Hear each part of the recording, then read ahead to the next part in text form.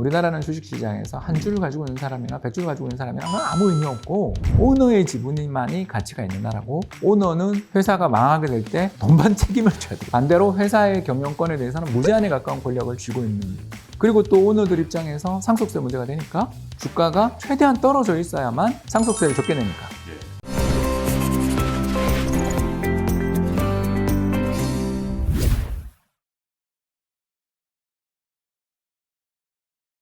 안녕하세요. 매형자이언트TV 양국성 기자입니다. 자, 한국 주식 투자하시는 분들, 떨주 몰팔이라는 말 들어보셨나요? 이 떨어지면 죽고 오르면 판다의 이제 약어인데요. 이 장기 가치 투자가 상대적으로 잘 먹히는 미국 주식과 달리 한국 주식은 떨어지면 죽고 오르면 팔아야 된다. 좀 단타 위주로 접근해야 된다. 이런 이제 뜻이 함축되어 있는 표현인데요. 반대로 한국 부동산 시장에서는 강남 불패, 한번 들어보셨을 겁니다. 강남 불패가 공공연한 표현으로 쓰일 정도로 이 대부분의 한국인 투자 자산 중에서는 부동산이 큰 비중을 차지하고 있는데요. 왜 한국인은 한국 주식에 대해서는 단타로 접근하고 한국 부동산에 대해서는 이렇게 강한 믿음을 가지게 되었을까요? 이 부분에 대해서 대한민국 돈의 역사, 최근에 왜 그렇게 됐는지, 한국 자산시장이 이렇게 흘러졌는지 자세하게 정리를 잘 해주신 대한민국 대표 이코노미스트이자 대한민국 돈의 역사를 쓰신 홍춘호 프리즘 투자자문 대표님 모시고 말씀 나눠보겠습니다. 안녕하세요. 네, 안녕하세요. 반갑습니다. 예, 대표님. 이 대한민국 돈의 역사, 이것만큼 이 돈의 과거와 그리고 향후 미래를 예측하는데 이 적절한 뭔가 이 교재가 없을 것 같은데 이 예전부터 대한민국에서 개인들이 많이 선호했던 재테크수단은 부동산 아니면 과거 고금리 시절의 은행 예금, 저축 뭐 이런 거였던 것 같은데 여전히 주식은 한국인의 재산에서 대부분의 비중을 차지하지 못하고 있는데 언제부터 한국인들은 이렇게 부동산을 재테크수단으로 가장 선호하게 됐을까요? 1972년인 것 같습니다. 1972년. 날이 정해져 있습니다. 8월 3일인데요. 8월 3일. 그날 무슨 일이 있었냐면 우리나라 역사상 가장 중요한 몇 가지 사건 중에 하나인 바로 8.3 사채 동결 조치가 있었습니다. 이 이야기를 하면 여러분들 좀 울컥하시는 분도 있고 그랬구나 하시는 분도 있을 텐데 일단 그때 당시 우리나라에는 은행에 예금을 하려는 사람이 없었어요. 왜 그랬을까 하면 그게 바로 1962년 박정희 정부가 저질렀던 큰 실수 때문이었어요. 바로 여러분 혹시 들어보셨는지 모르겠는데 화폐개혁 들어보셨어요? 갑자기 화폐개혁을 1962년에 단행을 하더니 은행에서 인출할 수 있는 돈에 제한을 걸어둔 거예요. 여러분 생각해보세요. 여러분이 은행에 돈을 예금해놨는데 갑자기 화폐가 10환이 1원으로 바뀐 것까지는 뭐 이해가 되는데 화폐 자리 바뀌는 거야. 그런데 뭐 예를 들어서 300환 이상 인출 못한다. 이런 식으로 규제를 걸어버리는 거예요. 그러면 사람들이 느끼는 게 어떤 생각을 갖게 되냐면 정부가 화폐 개혁한 게 부자들 돈 뺏으려고 한 거다. 이렇게 생각을 하게 된 거예요. 그렇게 되니까 수많은 부자들이 은행에서 이탈했어요. 그리고서 그 돈들을 물론 좀 블랙월드와 함께 손을 잡고 사채를 운영하기 시작했죠. 근데 그때 이제 1972년 당시에 사채 이자가 얼마였냐면 48에서 52%. 와, 1년 기준이죠? 네. 그래서 사부고리라는 표현을 썼는데요. 이게 뭐냐면 한 달에 4.5% 이자를 계속 달라는 뜻입니다. 그러면 4.5% 이자를 계속 12달 하면 명목으로도 50%고 사실 복리이기 때문에 52, 53에 이르게 되겠죠. 뭐 생각만 해도 아찔한 이자입니다. 이렇게 높은 이자를 쓰면서도 기업들이 설비 투자도 하고 사업도 했던 것은 베트남 전쟁 때문이었는데요. 그때 베트남 전쟁 발발 당시 우리나라 1인 그 전체 경제 규모가 30억 불. 지금 3조. 너무 차이가 예, 우리 2,000조죠, 지금. 그렇죠. 그러니까 1,000배는 좀 거짓말이지만 뭐 아무튼 1,000배 좀 안 되게 성장한 나라가 한국입니다. 그러니까 어마어마한 성장을 달성할 때 그때 우리나라 전체 GDP의 3분의 1을 베트남에서 벌어왔어요. 3분의 1? 거의 3분의 1을 벌어 9억 불 정도 벌어왔어요. 옛날 얘기입니다. 옛날 얘기입니다. 그렇게 경기가 좋았어요. 그랬는데 70년대 초반에 닉슨이 당선됐죠. 그래서 닉슨이 당선된 다음에 이대로 갈 수는 없다라는 걸 결단을 두 개 내리는데 하나가 71년에 닉슨 쇼크라고 해서 금이랑 달러 교환해 주는 걸 폐기하고 두 번째가 베트남 철수를 결정합니다. 그러면서 한때 60년대 말에 50만 명에 달하던 베트남 주둔 미군이 그때 10만 명까지 줄어요. 자, 그래서 우리나라의 베트남 특수도 끝났어요. 자, 경기가 나빠졌어요. 경기 나빠졌는데 금리 50%로 난리가 났고 그때 삼선 개헌에서 대통령 선거에서 이긴 박정희 대통령이 결단을 내립니다. 좋아. 이 금리로는 사업 못한다는 너네 말 인정해. 자, 동결. 열면서 어떻게 하냐면 3년 동결 5년 거치 상환. 3년 동안 안 갚아도 돼. 3년 지난 다음부터는 갚는데 그때 이자 얼마? 16.5%. 이걸 딱 보고 사람들이 다들 기절을 한 거예요. 야, 이게 뭐 하는 짓이냐, 이게. 하면서 그 돈들이 사채 시장에 있었던 그 수많은 돈들이 그때 너무너무 화가 났죠. 도대체 이게 뭐 하는 짓이냐, 이게.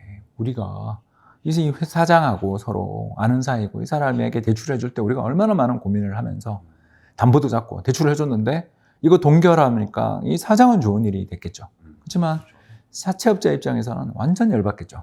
그리고 그 사채업자가 돈 많은 사채업자도 있지만 개주들도 있잖아요. 우리나라 전통의 대출 시스템 개가 있지 않습니까? 개돈이 있단 말이에요. 예, 이것도 다 동결된 거죠. 어떤 일이 벌어졌을지 여러분 짐작해 가시죠. 아, 이거 금융 뭐 이런 쪽에 있는 돈들은 정부가 언제든지 내 걸 뺏을 수 있다. 자, 그럼 남아있는 건 뭐죠? 재테크 수단?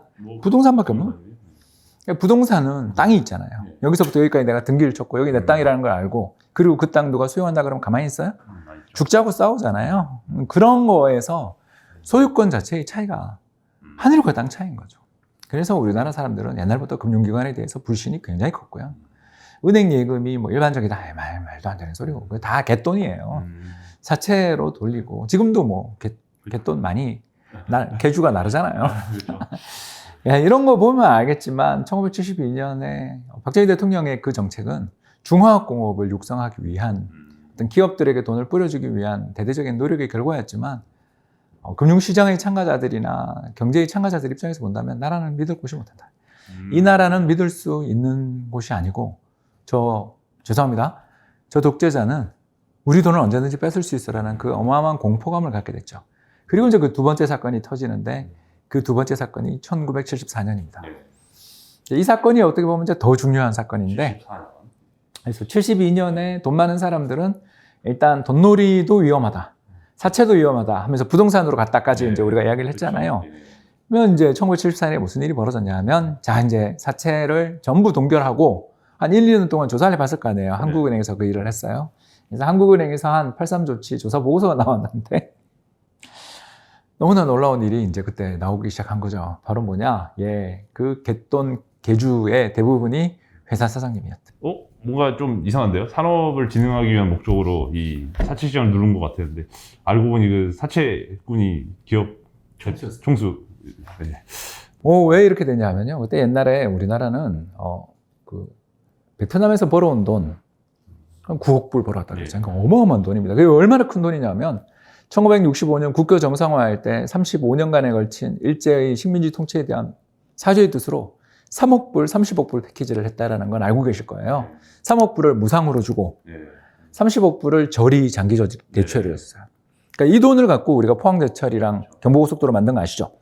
굉장히 중요한 돈인데 베트남에서 9억 불 벌어왔으니까 한마디로 해서 그 식민지 시대 배상금보다 3배나 큰 돈들을 벌어올 정도로 장사가 잘 되고 그리고 그 돈들이 막 경제가 해외에서 외화가 들어오기 시작하니까 정부가 그 돈을 딱 들고 와면 수출 대금 들고 온 걸 수출 기업들이 신용장이라든가 여러 가지 수출 주문 가져온 거가 있으면 거기다가 담보로 대출을 해주는데 왜냐하면 수출을 위해서 물자랑 사람 고용하라고. 그때 금리가 7%. 자, 이해되세요? 자, 사채 시장 금리 52%. 정부의 수출어음 또는 수출 진흥용 기금 대출 금리 7%예요. 자, 근데 그걸 누구한테 줬을까요? 당연하죠. 개인 사업자잖아요, 다. 어떻게 해요? 예, 그 회장님한테 회장님 인보중으로 가는 거죠. 그리고 그분이 돈을 많이 벌고 세금 문제가 생기면 법인을 세우죠. 그리고 법인의 대여금으로 52%. 그래서 우리나라 그때 10대 재벌 중에 2분이 감옥 가는 그런 일이 벌어지게 됩니다. 자, 난리가 났죠. 야, 이게 뭐 국민들이 참지 않죠. 물론 그때 서슬프른 10월 유신 시절이기 때문에 유신헌법 개정되던 시절이라 뭐 시위만 하면 긴급조치법으로 감옥에다 집어넣던 시절이라서 그 분노라는 것은 이제 그 부자들의 분노였다고 생각하시면 되겠는데요. 아무튼 우리 사채는 다 동결하고 보니까 힘없는 우리 것만 동결해 놓고 사주들이 사실 회사에 돈놀이하고 있었다. 이거 어떡할 건데? 이거 정당해라고 부유한 사람들의 목소리가 전달되고 또 이게 여러 가지 문제가 되니까 74년에 박정희 대통령이 유명한 조치를 취하는데 바로 강제 상장 조치라는 걸 취하게 됩니다. 350개 기업의 리스트를 정해가지고요. 1년 안에 상장해. 요즘 같으면 사실 상장을 하기 위해서 되게 열심히 노력하는 회사들이 왜 많은데. 그게 상장이 채찍이었냐면요. 예. 액면가 상장입니다. 이거는 우리 안갑선 기자님도 잘 모르실 텐데 주식에는 액면가라는 게 옛날에 있었어요. 이게 반이 액면가 들어보셨죠, 그죠? 뭐 예, 이런 요즘- 액면 그대로 믿을 수 있냐 할 때 액면입니다. 그렇죠. 이게 뭐냐면 상장할 때 주식 가격이 500원. 그러면 그 500원을 기준으로 해서 굉장히 많은 규제가 있었어요. 예. 가장 대표적인 규제가 500원을 넘지 못하는 주식, 주가가 500원을 넘지 못하면 증자 못해요. 액면가 미달 증자 금지 규정이 있었어요. 그런 것처럼 액면가가 딱 있는데 문제는 이제 롯데칠성이 그때 제일 먼저 상장을 하는데 500원이다 그러는데 이 회사의 주당 순자산 가치가 10,000원일 거 아니에요. 10,000원 더 되겠죠. 지금. 박정희 정부 입장에서는 두 가지를 다 노린 거죠. 첫 번째, 아니 이게 국민들의 돈을 우리가 사채 동결해서, 그죠? 국민의 돈이죠. 이렇게 되면 국민의 돈을 지원해서 기업들을 살리기 위해서 우리가 이렇게 애를 쓰는데 너네가 돈놀이를 해? 라는 거에 대한 분노. 그리고 두 번째가 사채 동결을 하고 난 다음에 이제 사채 시장에 얼어붙었으니까 돈을 조달할 길이 없잖아요. 자, 그러면 너네 이제 주식시장 가서 증자해. 이 두 가지 목적으로 1974년 강제상장 조치가 시행되는데 그 조건이 너무 가혹했죠. 가혹하니까 이제 재벌들이 또 반발합니다. 재벌들이 반발할 때 그때 한국은행 부총재라는 분이 이렇게 이야기합니다. 회사의 사주는 회사와 운명을 같이 해야 한다. 기업이 망하더라도 사주가 호의호식하는 사태는 용납할 수 없다. 기업과 사주는 한 몸이다라는 발언을 해요. 뭔가 사주에게 채찍을 휘두르는 것 같은데 가만히 들어보시면 알겠지만 이건 상장했지만 이건 네 거야 라고 해주는 거죠. 그리고 또 그렇게 또 바로 그게 우리나라의 특유의 기업이 어떤 문제에 처하면 뭘 하나요, 여러분? 사제 출연하죠. 기억나세요? 사실 그러네요. 예, 진짜. 네. 자, 근데 이게 자본주의의 원칙과 정면으로 위배되는 거 아니에요? 자, 주식회사가 뭐예요? 주주가 가지고 있는 지분만큼 책임지는, 그리고 가장 많은 지분을 가진 사람이 경영권을 가지지만 이 사람이 기업이 파산하더라도 자기 지분을 포기하면 끝이죠. 그렇죠. 여러분, 그렇지 않아요?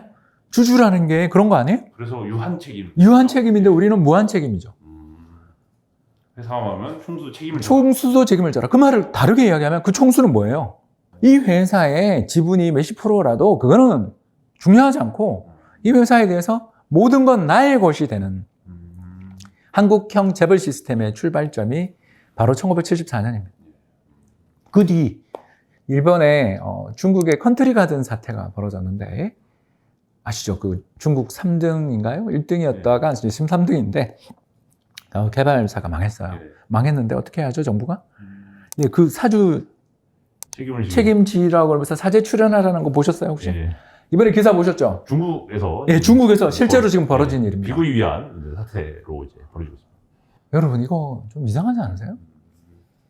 그러니까 우리나라의 코퍼레이트 거버넌스, 기업의 지배구조 문제들의 가장 큰 문제가 여기서 이제 지금 다 나오는 거죠.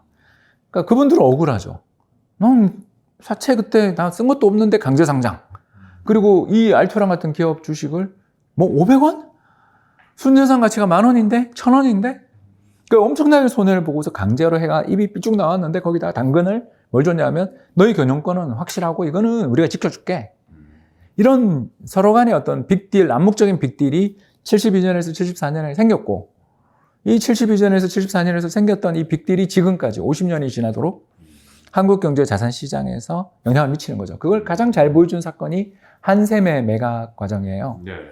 한샘 이야기를 여기서 할 수밖에 없는 게 한샘이 그때 사모펀드, 그렇죠. 예, 우리나라에서 가장 큰 사모펀드 중에 하나인 예, 거기로 그렇죠. M&A가 됐는데 그때 당시 시장 주가보다 회장님 지분을 2배의 가격에 사갔어요. 경영권 프리미엄. 네, 근데 다른 나라는 경영권 프리미엄이 미국은 2%, 유럽은 한 10% 정도 주거든요. 그거밖에 안 돼요.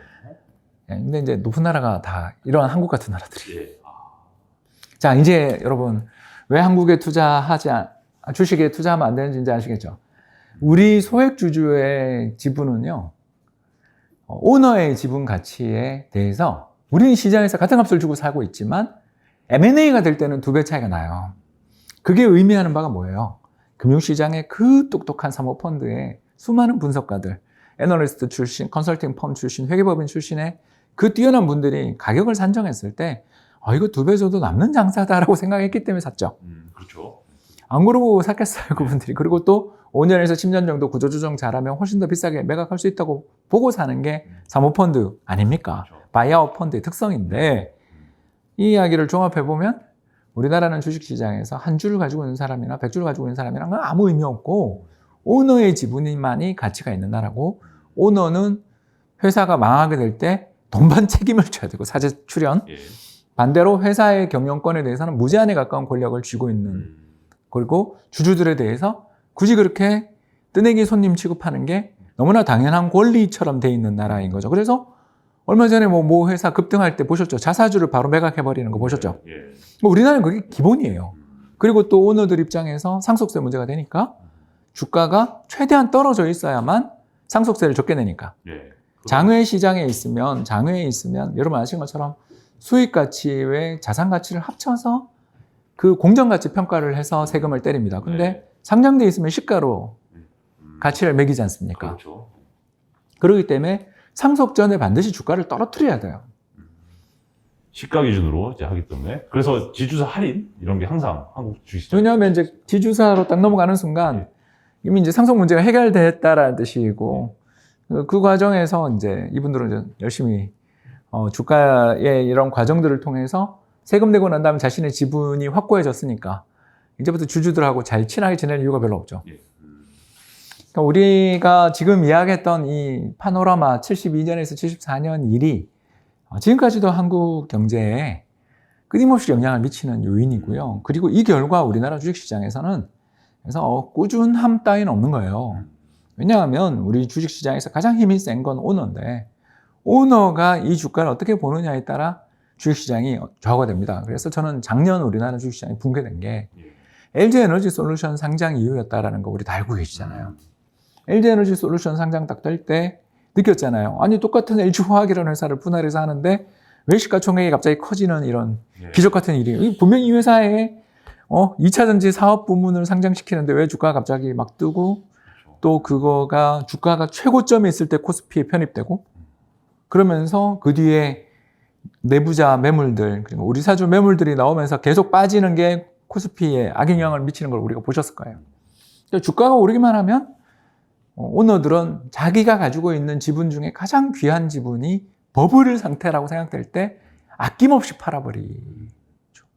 꼭 제가 LG를 싫어하는 게 아니고요. 다 그랬어요. 우리 2015년 에버랜드 상장 그리고 그 이후에 제일모직 합병 그리고 물산 합병 과정 보셨죠? 기억 안 나세요, 여러분? 그런 과정들을 다 보셨잖아요. 그러니까 이런 어떤 그 거대 기업 집단의 상장과 또는 자본 정책의 변화, 자사주의 변화는 모두 대주주들의 의사결정에 따라서 그 이익을 극대화하는 방향으로 이루어지고 그 과정에서 피해를 보는 것은 국민연금 같은 기관 투자자 그리고 우리 개인 투자자들이고 외국인들은 그 반대편에 서잖아요. 이걸 우리가 인식하신다면 한국 주식시장에서 고점 잡는 법 하나는 제가 오늘 일러드리게 됐는데 바로 뭐냐? 이 대주주님이 그렇게 아끼던 회사를 내다 팔 때 내부자가 대규모로 자기 지분을 팔 때 내부자 매도라고 제가 부르는 행동이죠. 그러니까 그 기업에 대해서 가장 잘 아시는 분이 주식을 신나게 팔아치울 때 왜? 그래도 자신의 경영권에 아무 위협이 없으니까. 그렇게 생각하시면 되겠습니다. 확실하게 한국 주식 매도 시그널은 대규모 내부자 매도가 나올 때다. 이렇게 한번 정리를 해주셨습니다.